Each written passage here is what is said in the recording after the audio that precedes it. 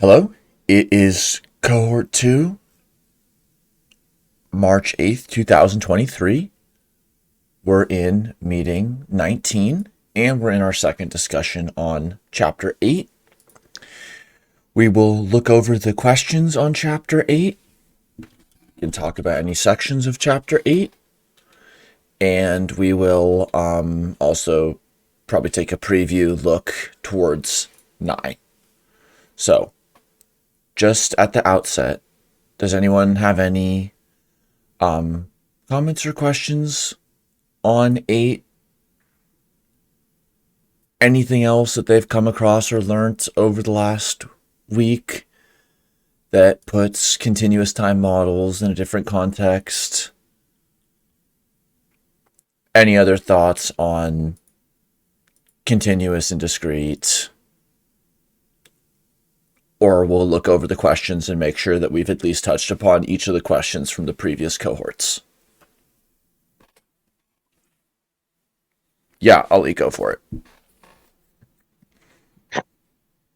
Actually, based on some of the claims, especially in a Bayesian mechanics paper and also in this recent path integrals paper, they claim that FEP formulation, at least from about 2012 to 2019, was largely focused on developing density over states mathematics, or in other words, the first two types of FEP, path tracking and path matching and path mode dynamics. But I'm sorry, mode matching and mode tracking dynamics. But in recent years, they've concentrated more on developing the path integral formulation. I'm not sure which direction this textbook leans toward, because in some places it seems like it is the extension of the previous developmental trajectories, but especially in Chapter 8, it gets more into this recent formulation of formulating the path integral mathematics. But then again, even in Chapter 8, we see discussions about the disappeared. Discuss about the so yes, I mean previous years and this year, and also how the textbook leans maps onto that dichotomy. Yeah, thank you. Good points. Thomas overviewed as such. And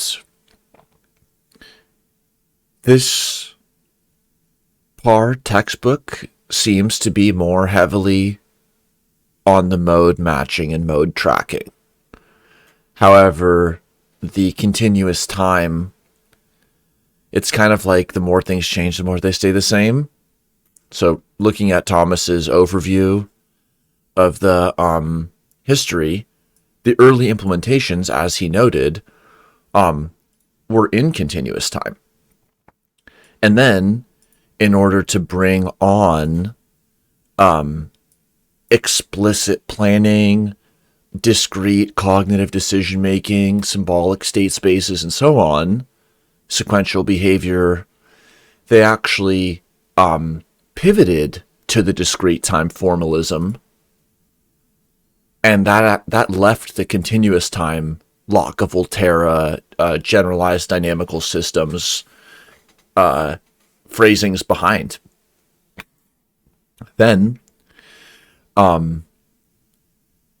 now we have a fusion of the continuous and the discrete times, with typified by the figure 8.6, where through hierarchical nested models we can include features of discrete decision-making as well as continuous perception and action. Also discussed in livestream 46. ActInf does not contradict folk psychology with Kiefer, Ramstead, and Smith, which discuss essentially this model as the folk psychological scaffold. That there's a motor active inference layer that's perceptual and active in continuous space and time. And then we can propose these symbolic, discrete, explicit planning-oriented cognitive models as cognitive models, I guess. So it's funny that that's one return from the early 2000s continuous time, then the focused move to discrete time, and then there's the hybrid models. And then, as you pointed to, it even goes deeper because the discrete time formalism is perfectly suited for the first two phases of Bayesian mechanics, and the non-equilibrium steady state and the state space representations. Whereas for the truly path tracking Bayesian mechanics and probably G theory, chaos, and all of this, continuous time is like your starter position before it even goes further afield into gauge and the fibers and sheaths and all of these other formalisms. So it's almost like there's a sequence, because the discrete time and the matrix multiplication are very straightforward. Then when we look at figure 4.3 and figure 8.6, we kind of see some similarities between continuous and discrete time. And then from the continuous time, we can take another jump into the gauge setting, which does seem to be the at least in principle, the most modern representations we have of Bayesian mechanics. Michael? Yeah, in figure 8.6, we have in the top the discrete time and embedded the continuous time. I was wondering whether this can also be reversed. We have in the top a continuous time, and then inside there we have sequences of discrete time. So for instance, we have a statistics over how long a certain activity lasts, and that can be broken down into a sequence of several other activities. Could that be modeled in this way? That so, for instance, for this overall activity, we know that it takes, I don't know, 2 minutes or 20 seconds or so, and then the next action comes, and each is broken down into several smaller steps that can be that are discrete. Can that be viewed in this way? And then how, for instance, if we have a constraint over a time, for instance, there we have this, what is this, tau 1, this first state, which could be maybe, if one of those states was constrained by a time, and then this constraint would be somehow handed down to the embedded processes, each of which could not take longer than the constraint in the state above. Yeah, very interesting. I've never seen such architecture, but it's in principle possible. It's very interesting. And this kind of notion of scheduling, attentional scheduling, and time constraints. One way it might, or a kind of setting where it could apply, is this is, again, brought up in the folk psychology paper because the continuous time lower level model maps well to our proprioception and muscular action. And then this discrete time model maps well to sequential explicit planning. So let's imagine it was inverted. The lower level model might be a computer doing a dispatch in discrete time. And the higher level is like the human operator. And then they might also have another discrete above them. So no need to stop at just 2 layers. I think it's very, that's the exciting direction in question, is to build these towers of nested models and then lateral connections for collective behavior to describe and specify the ecosystems of shared intelligence so we can understand how different causal and cognitive phenomena arise from interactions within and across generative models. Yeah. And would there be how could that be modeled if we have a temporal constraint further down in the embedded processes, which are formulated by the above boxes or states?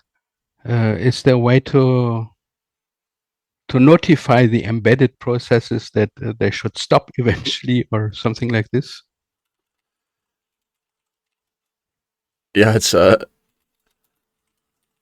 I mean, otherwise, how is this message passed through? The only connection is there are these matrices, which is the A matrix, right? And this A matrix would then need to determine somehow that the embedded processes follow those constraints. yeah. Yes. So let's look at that. So the A matrix is the tale of 2 densities. So it can be used as a recognition density from the observations or a generative density to generate observations from hidden states, just looking at the top. The O is a Markov blanket between S and V. Again, Markov blankets, they don't have anything to do a priori with the agent environment boundary, though we can identify and construct Markov blankets associated with agent boundaries. This is just using Markov blanket to mean the node or nodes upon which 2 other sets of states are conditionally independent. So the O is like the interface. It's a generative density, speaking with respect to the higher model. It's a generative density passing observations down to V, the slowly varying causes, which modify how the derivatives are constructed in continuous time. So this is kind of like a modifier on the Taylor series expansion. And then it is also coming back up, thinking about this in a predictive processing, like bidirectional way. Also, it's changes in the continuous time setting, lower level nested model, that percolate up and modify in a perceptual like way higher level states. So then you ask, how could constraints be modeled? There certainly could be a lot of like engineering type solutions, like just sort of for loops and virtualization, emulation, parallelization, distributed computational processes, dispatch architectures, a lot of different things that like aren't clean Bayes graph only. Just in practice, you would end up implementing some of these strategies. But like, it's interesting to think about, well, how could we really, in a principled way, include time constraints? And then when the top level is discrete, how would time constraints be achieved? And then when the top level is continuous, like you're asking about, how would time constraints be achieved? So either way, it's kind of like there's like a window, like let's just say this is the real time. Well, okay, here's one more dimension. Whether or not the top or the bottom is continuous or discrete. So this could be discrete, discrete, or continuous, continuous, or any combination. One frame is real time is happening on the top. And so this is like what we've seen in sophisticated inference, sophisticated affective inference. Here's real time. This is the real simulation time. 1201, 1202, 1203. And at each time point in the real time, there's this speculation of the past, present, and future. Or this can be the real-time model in the lower model, and the higher order can be speculative planning. Or a combination, where there's a real-time layer that has both a faster speculative exploitation layer, as well as a slower nested planning layer above real time. I think there's many disparate, once we're in the space of nested architectures to capture complex cognitive phenomena, it's a really open space, which is why it's so important to have the structured learning and the statistical power testing and the ability to describe and understand the semantics of these models, because I think that they're going to get out of control visually very quickly. But you're saying that there's not only information going from top to bottom, but also the other way around. So the embedded processes can inform the upper ones about some outcomes. Well, yeah, in principle. So like, just like O, just only looking at the top layer, O via A could update S, or S via A could produce O. That's the Taylor two density. So the Bayes graph, depending on which parameters are established as fixed and which ones are established as learnable, and so on, then yes, if you allow S to be learnable, then it will learn so that it is unsurprised about the incoming observations of slowly varying causes.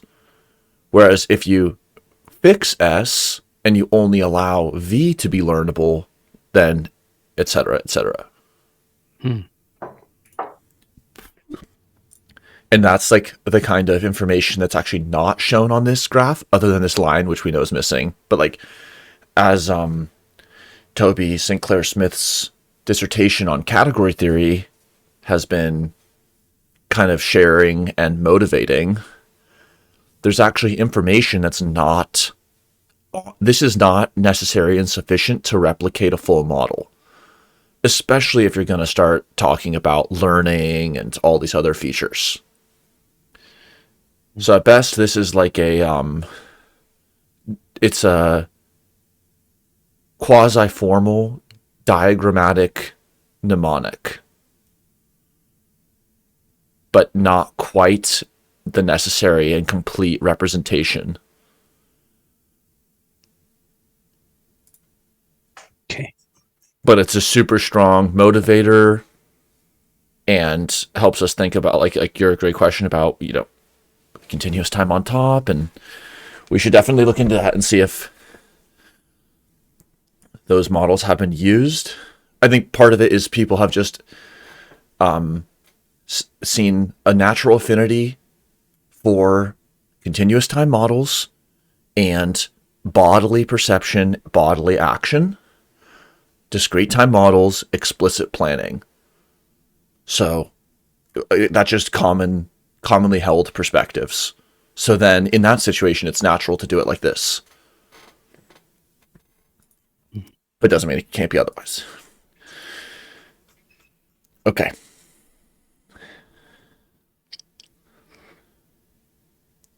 I'm not sure if these thumbs up were from our own time last.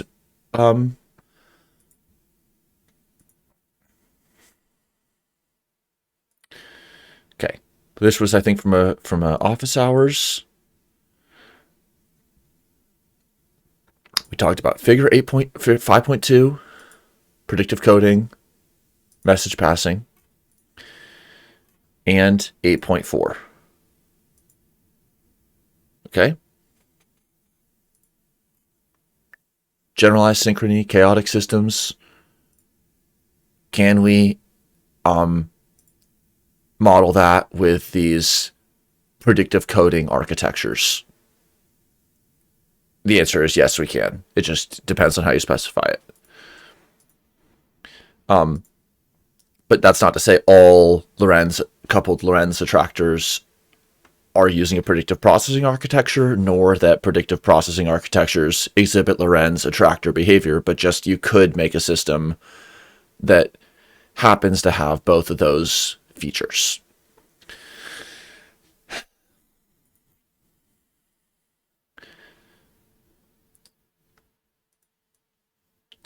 This is another difference between the continuous and the discrete time that I don't think we've emphasized.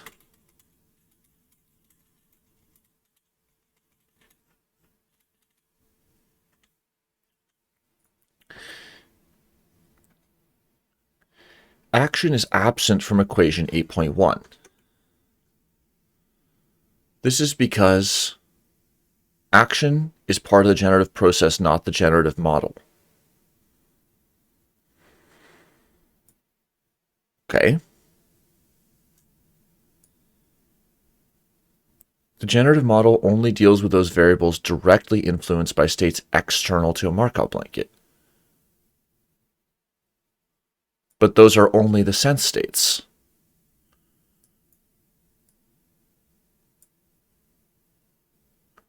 And external states which directly influence themselves through latent causes.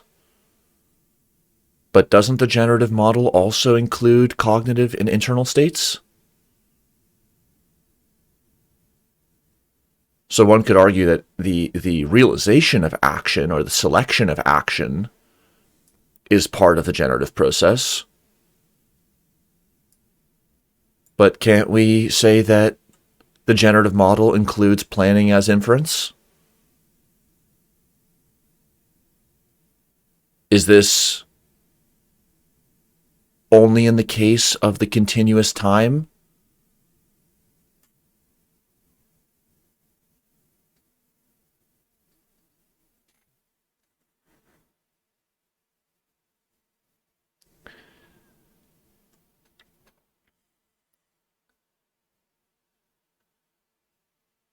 I'm not sure if this is like a general point or if this is just referring a little bit to the different way that action is modeled in the continuous time setting, whereas action in the discrete setting is modeled in this standard policy selection way.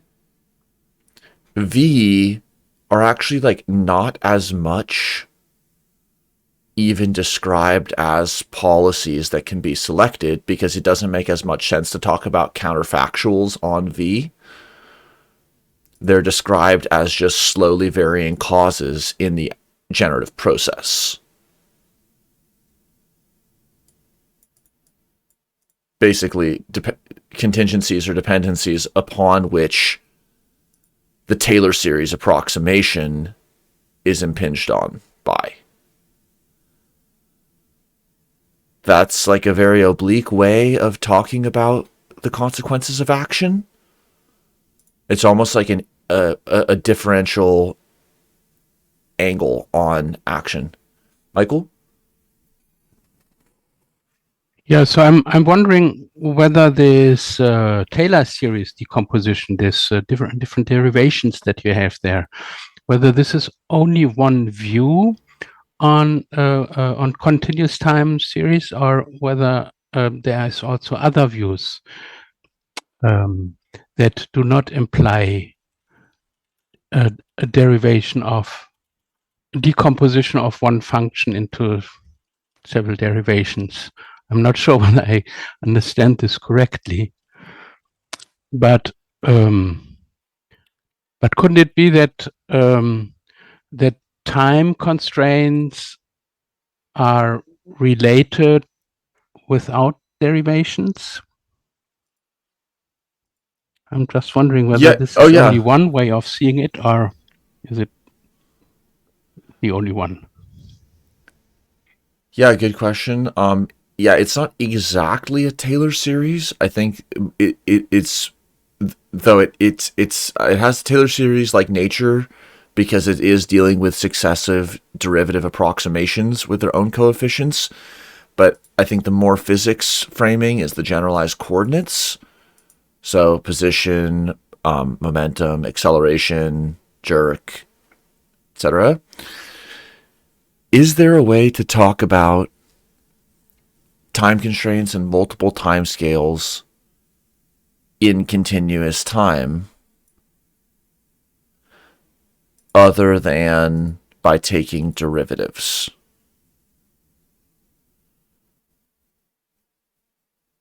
I mean, we can definitely explore it, but like the first thought that comes to mind is when faced with a field of continuous time, two approaches that are taken. One of them is to discretize time, at which point you'd be using a discrete time model.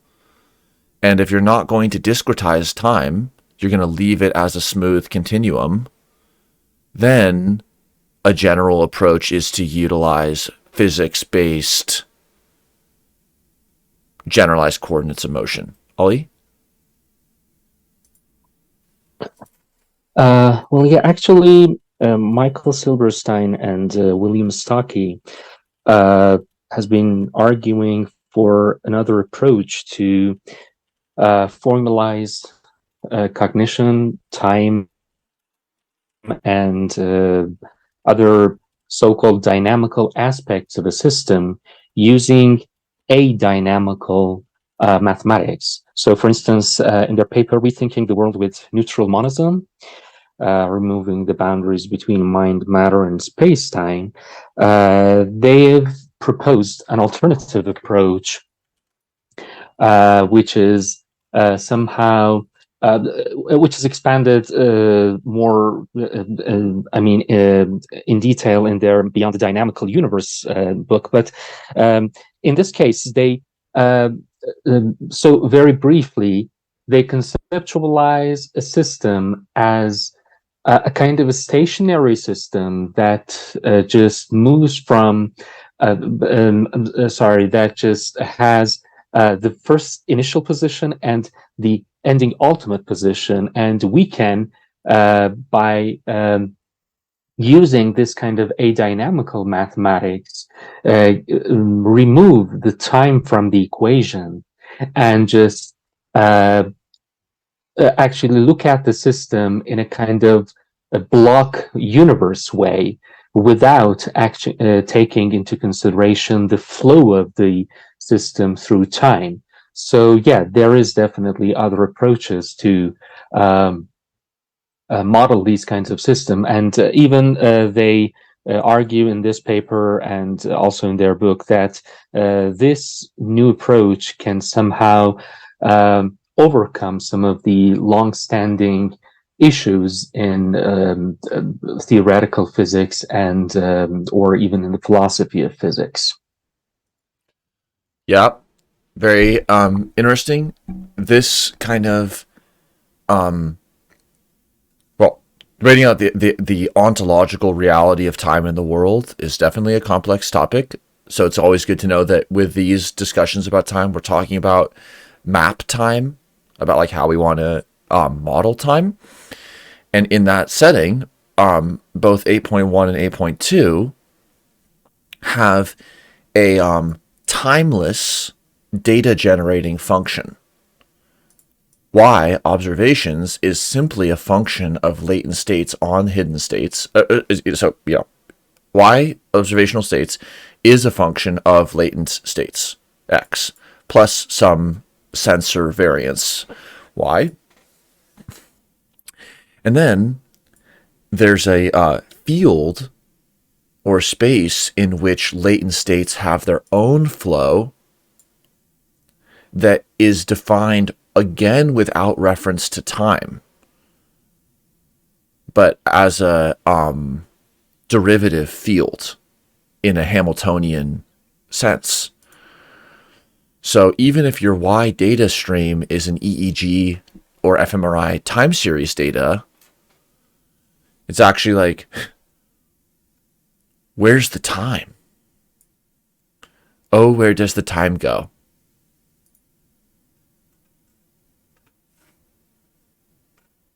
Not seeing any T's in these continuous time models. So it's almost like we lean so hard into the continuity of time, and continuity is at least synonymous with or adjacent to differentiable. Those two they're not exactly the same, but we work with continuous functions because we want them to be differentiable. We have to discretize them, but the biggest issue with discrete functions is that they're non-differentiable. Ali? Yeah, I think the more precise term for the mathematical condition for modeling these systems is that they need to be in Wiener spaces. So Wiener space is just a generalized space that contains all the continuous and differentiable functions. Also, I just wanted to point it out that that's exactly the point, or at least one of the points of using generalized coordinate systems in path integral formulation of FEP. By removing the time from the equations, it is possible to talk about the behavior of the system purely in terms of their space, the space of possible paths, instead of just following the time developmental aspect of the particular states. Awesome.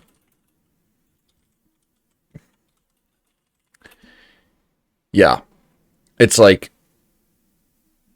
the difference between putting a drop of food coloring in the cloud and tracing that one path as it flows. And then there's this discussion. Oh, should we model that one path of the tracer as a path with continuous state space? Or should we discretize it and do a discrete time model of that one realized trace? Or should we step back, describe the topology of the mountain, and then the realized trace will be a path of least action on that landscape, but we'll also be able to talk about counterfactuals and alternative starting condition, initial conditions and boundary conditions, and ask what if questions on the landscape. Whereas any descriptive historical model will not natively or simply enable counterfactual comparisons. If you just have the path descriptor in continuous time or in discrete time, then you don't even know what the adjacent possibles are / could have been.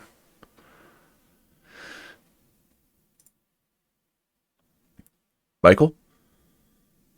Yeah, I'm not sure I understand this.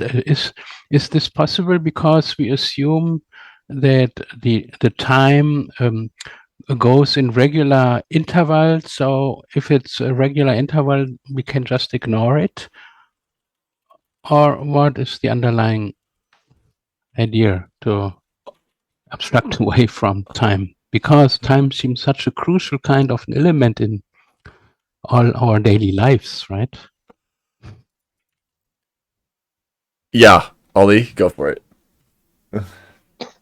Well, yeah, it definitely is an essential component, but I mean, the point here is that you see, so for instance, in classical mechanics, we have at least three different formulations. One is the Newtonian mechanic formulations, the other one is the Lagrangian, and also the Newtonian. Newtonian formulation definitely needs time as an explicit variable and parameter. But going from Newtonian formulation to Lagrangian and Hamiltonian, and especially in the Hamiltonian formulation, we can rearrange or derive those formulations from the classical Newtonian formulation without accounting for time as an explicit variable. So time is actually implicit in those formulations. So all three of those formulations are equivalent and they can be recovered from each other and they can be derived from each other. But it's just a matter of which parameters are explicit and which are implicit. So yeah, we don't get rid of time entirely. We just use time as a kind of implicit parameter that doesn't need to be explicitly defined. Yeah, very it's just, and also you said the assumption time is in regular intervals.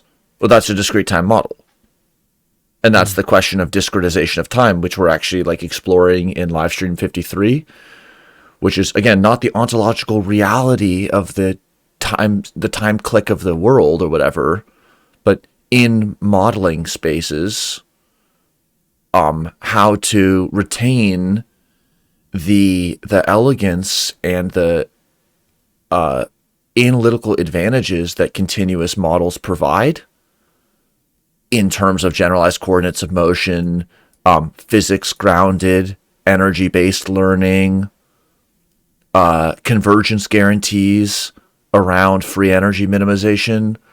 Those are all about continuous differentiable spaces, which is why they're grounded in information geometry and functional analysis. Whereas discretization, we want to make sure that the discretization techniques that are used don't sully or lose those properties of the underlying continuous distribution.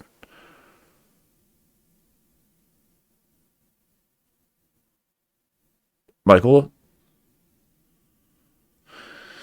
Yeah, I'm digesting this. It's a bit so actually a derivation is takes the role of time.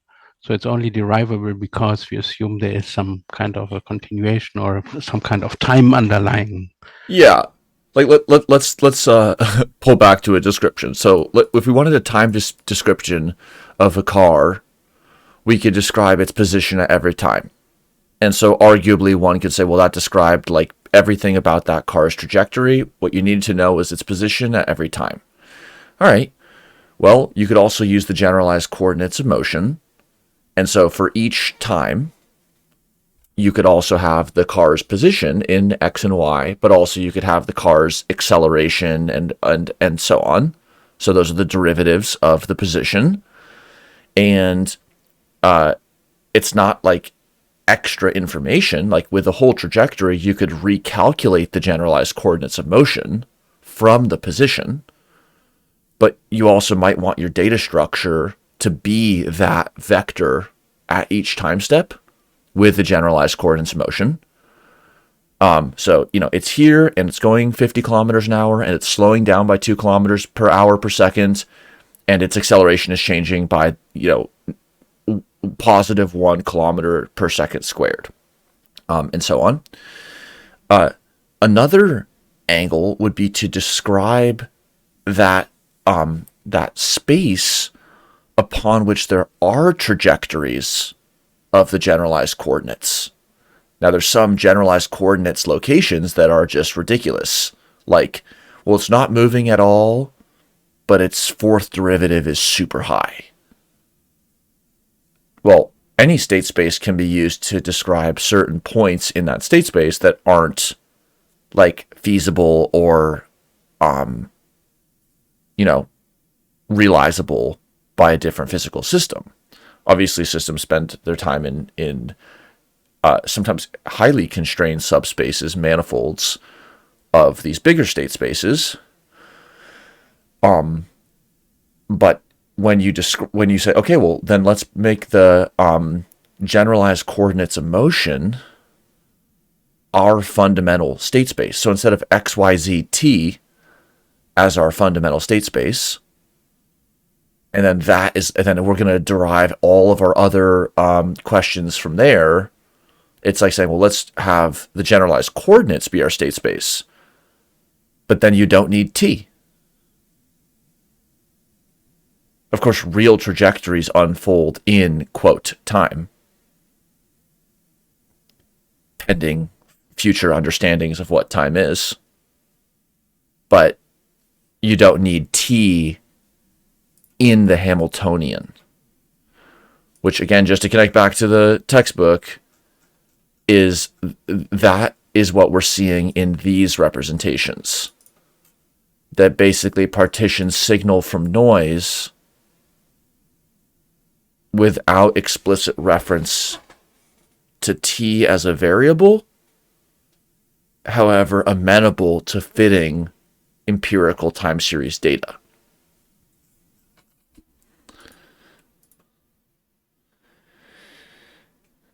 I don't think we resolved this question about like action being in the generative process. What exactly is meant by that? Because action itself is part of the generative process. We could say the consequences of action or the embodiment of, but is this claim about generative models in general, or is this just saying something about continuous time?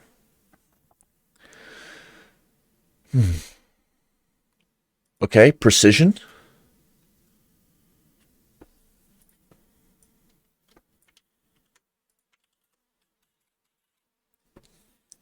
In our office hours last week, we had some good conversations about precision, some on the more applied side with perception and pain, some on the more conceptual side with the bird song and the sensory attenuation and the role of precision in action selection. From the perspective of active inference, precision and attention are synonyms.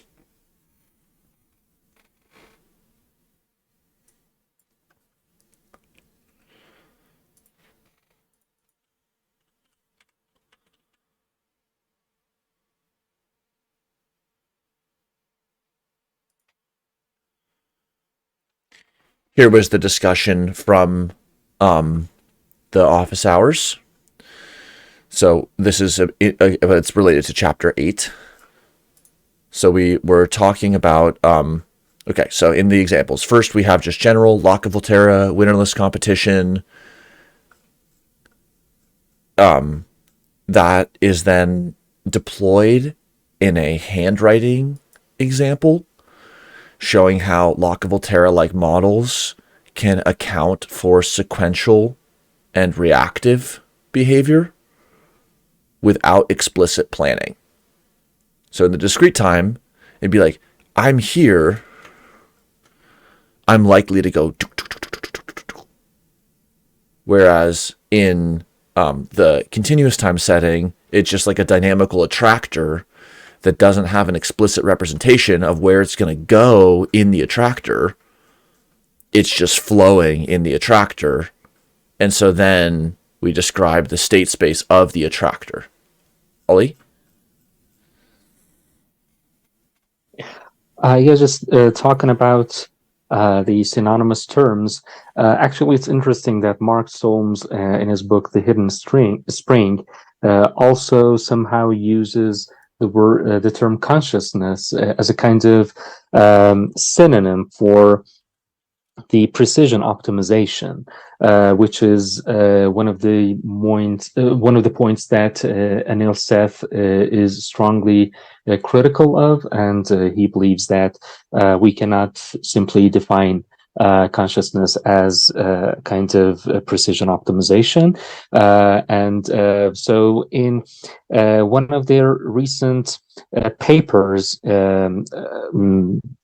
I think it was called From Generative Models to Generative Passages, a Computational Approach to Neurophenomenology, Friston, Seth, and others, Max Ramstead et al., actually uses a generative model as a computational basis for a phenomenological definition of consciousness, which deviates significantly from Solmes's conception of consciousness. Wow. Thank you. Yeah. I haven't read this one in depth. This day in the Blockference, we so there was the original paper. It was a guest stream with Brett Kagan and Adil Razi on the dish brain, and of course the sentience furor that arose, leading to multiple and apparently ongoing sequences of short letters. There's a lot of interesting stuff in here. The big contention is with the terms ActInf ontology, sentience, goal-directed behavior, embodiment, uncertainty, intelligence. And their call is for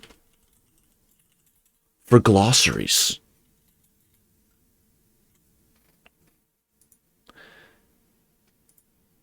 And then this paper also. All right. Come develop the glossaries. But this was just, they're in the block. I'll put it in the chat as well for people who want to see that.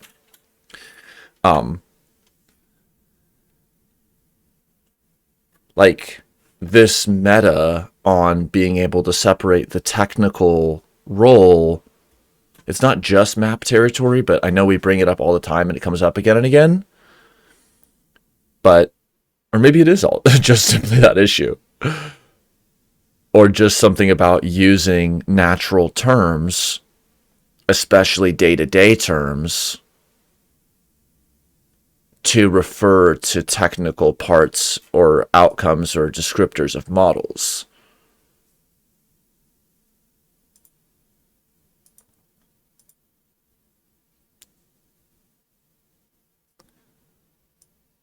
So it's all good to just accept this and say, well, it's an assertion by the authors, just verbally, that $ term 1 and $ term 2 are synonymous. That's all good to just have as a neutral rhetorical assertion. But if we want to start latching that into our understanding of the world, then it seems like we need to, I don't know. Michael just added you to the document, so you'll have access there. All right, let's in our closing few minutes here. I think we talked about 8 a fair amount. Also, 8 is not that long. / not that. Of course, one could go very deep into the mathematics of the continuous or the hybrid models, but and we could go into the other examples and so on, but, just first pass there. Okay, so that is the end of chapter 8. Let's just quickly, in the last few minutes, look ahead to 9. Just because we have the best hammer does not mean that every problem is a nail. Models are useful if they can answer scientific questions. Chapter 9 focuses on active inference in the context of empirical data. Section 9.2 is on meta-Bayesian methods, and it's going to talk about the setting of cognitive modeling with active inference in the setting of behavioral or ethological experimentation. And so it's not just going to be a proof of principle, like we constructed a T-maze and a simulated rat. There's two reasons to fit a computational model to observed behavior. The first reason is to estimate parameters of interest. The second reason is to compare alternative hypotheses. They recap Bayes' theorem, and they're going to be discussing Bayes' theorem in the context of scientific epistemology and a really Bayesian epistemology as the behavioral investigator. That lends itself to this key figure 9.1 that characterizes the meta-Bayesian view. So in the inner dashed box, we have the cognitive model that we're constructing of the ant. So map territory, level 1. Then we're in our own dashed box because we are providing what for us are action selections and parameters of the experiment drawn from distributions of experiments and stimuli, and presenting it to the ant, then potentially with errors and variance, etc., observing behavior. So this is the meta-Bayesian view from the outside and view from the inside. Now there is a view from the inside, but this is a map of the view of the inside. And this is our schema of our control framework from the outside. So all the talking about sweeping over families of cognitive models of ants and rats and stuff like that, that's all happening in this dashed box. But in the outer loop, we are exploring different maximally informative cognitive modeling settings and observations to observe. And again, like the imperative being maximally informative information through experiments, not some kind of falsificationist accept or reject dialectic, but putting it more into a Bayes factor, continuous juxtaposition of portfolios of hypotheses rather than like a p-value frequentist accept or reject framework. It's going to be like of active inference in multiple ways. Okay, turn away from that sort of ethological view to some technical details on the variational Laplace.